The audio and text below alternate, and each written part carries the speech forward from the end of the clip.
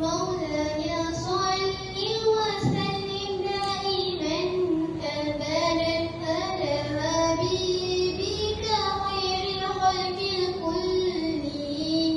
مولاي صل وسلم دائما أبدا على حبيبك خير الخلق كلهم. Assalamualaikum warahmatullahi wabarakatuh. Awal kalam pembuka bicara, salawat dan salam Nabi tercipta.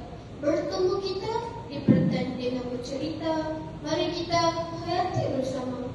Sejambak kasih yang selalu beri buat Tuan Pengurusi Majlis dan hakim yang berkarisma, Dif-Dif kehormat, guru-guru, rakan-rakan seperjuangan dan hadirin-hadirat yang saya kasihi. Apa khabar semua? Semoga berada dalam keadaan sihat saja. Saya Abu Hurairah bin Imran. Dirinya saya di sini adalah untuk menyampaikan sebuah kisah yang dipetik di dalam Al-Quran. Perang Badar, yakin dengan janji Allah seperti di dalam surah Al-Imran ayat 123. A'udzu billahi minasy syaithanir rajim. Bismillahirrahmanirrahim. Walaqad nasarakumullahu badri wa antum azillam fattaqullaha la'allakum tashkurun. Maksudnya, dan sesungguhnya Allah telah menolong kamu mencapai kemenangan dalam peperangan Badar, sedangkan kamu berkeadaan lemah, yakni kerana kamu sedikit bilangannya dan kekurangan alat perang. Oleh itu, bertakwalah kamu kepada Allah supaya kamu syukur Dia punya kemenangan itu. Surah Al-Imran ayat 123. Kawan-kawan, perang Badar berlaku pada 7 bulan Ramadan yang merupakan sebuah peristiwa yang menjadi titik tolak kepada kebangkitan Islam sebagai satu fasa yang tidak lagi boleh dipandang enteng. Ianya diketuai oleh Rasulullah SAW sendiri, manakala tentera Quraisy pula diketuai oleh Abu Jahal bin Hashim. Di lembah Badar yang besar menjadi tempat pertarungan antara tentera Islam dan tentera Quraisy. Perang Badar dinamakan sebenarnya tempat peperangan di kawasan lembah Badar di antara Mekah dan Madinah. Kawan-kawan, segala-galanya bermula dengan rancangan Rasulullah SAW dan para sahabat untuk mendekat kafilah dagang Quraisy yang diketuai oleh Abu Sufyan. Kafilah ini berbawa dagangan yang besar nilainya, yang pada asalnya adalah harta umat Islam yang telah dirampas sewaktu mereka diusir dari Mekah. Umat Islam di Madinah mempunyai hak untuk mengambil kembali harta tersebut sebagai ganti rugi terhadap penindasan yang mereka alami selama ini. Namun, rancangan ini berubah menjadi sesuatu yang lebih besar apabila Abu Sufyan dan mengelak daripada disikat dan segera menghantar utusan ke Mekah meminta bala bantuan. Tujuan Rasulullah SAW berbuat demikian adalah untuk melemahkan ekonomi musuh yang hendak hancurkan Islam dan menggantikan harta orang Islam yang dirampas. Bayangkan, di padang pasir Badar, angin berhembus kencang. Dirinya selama 313 tentera orang Muslim yang terdiri 82 orang kaum Muhajirin dan 231 kaum Ansar.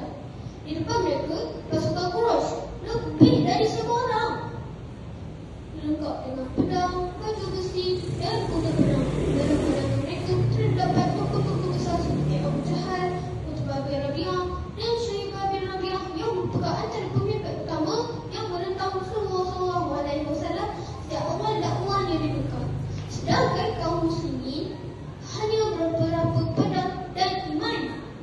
Kawan-kawan, dengan kebijaksanaan Nabi Muhammad SAW dan telah membuat perbincangan bersama para sahabat. Sahabat Nabi, Ubah bin Munzir, telah mencadangkan berkemah berdekatan dengan mata air yang pada hampir dengan kawasan pihak musuh dan menimbuskan mata air lain di belakangnya. Seterusnya, mereka membina kolam di markas tentera dengan memenuhkan kolam tersebut dengan air. Strategi ini membolehkan tentera Islam mendapat bekalan air, manakala tentera Quraisy tidak dapat minum kerana tiada bekalan air. Selain itu, kawan-kawan, sahabat Rasulullah yang bernama Sa'ad bin Mu'az juga turut memberikan idea yang menas. Beliau mencadangkan agar sebuah pondok dibina sebagai markas tentera Islam dan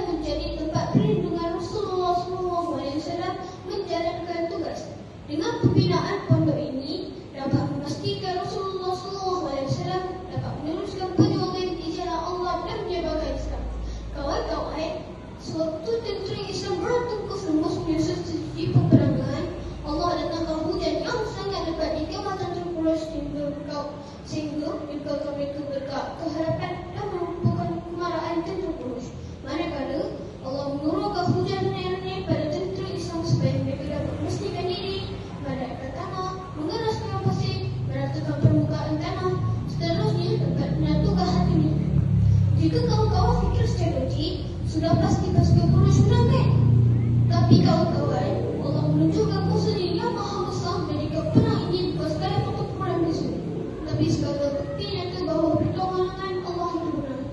Rasulullah SAW mengangkat tangan berdoa berharap, Ya Allah, jika pasukan ini binasa, takkan ada lagi yang menyembah di bumi. Tapi mereka tetap diri, mereka yakin dengan janji Allah. Allah berfirman dalam surah Al-Imran, Allah la ilaha illa huwal hayyul qayyum. Allah, tiada Tuhan selain Dia.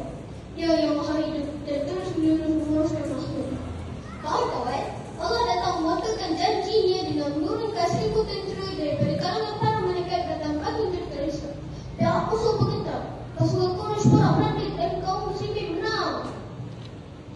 Seramai 14 orang tentera Islam telah syahid dan 70 orang tentera Quraisy telah terkorban. Termasuk ketua mereka, Abu Lahab bin Hashim. Dan isu kawanan perang telah diselesaikan dengan bijak oleh Rasulullah SAW dan para sahabat. Antaranya, yang pertama, orang kaya hendaklah membayar tebusan sebanyak 4,000 dirham sehingga dikurangkan menjadi 1,000 dirham mengikut kemampuan mereka. Yang kedua, bagi yang tidak mampu bayar tebusan tapi pandai membaca dan menulis, mereka hendaklah mengajar 10 orang kanak-kanak Madinah membaca dan menulis sehingga pandai. Yang ketiga, bagi yang miskin dan tidak pandai membaca serta menulis, mereka dibebaskan dengan syarat hendaklah tidak akan menyerang oleh Islam ini. Dengan hal-hal demikian, kita hendaklah merancang strategi sebelum peperangan untuk mencapai kemenangan. Malah juga berdoa serta bertawakal kepada Allah. Kemenangan dalam peperangan bukan hanya bergantung pada kelengkapan persenjataan sahaja, tetapi dicapai dengan kekuatan iman. Jika kita yakin pada Allah, pertolongannya akan datang tepat waktu.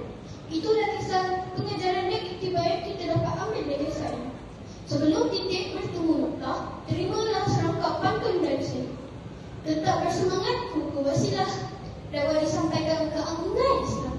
Nabi Muhammad SAW utusan Allah, sebuah kehidupan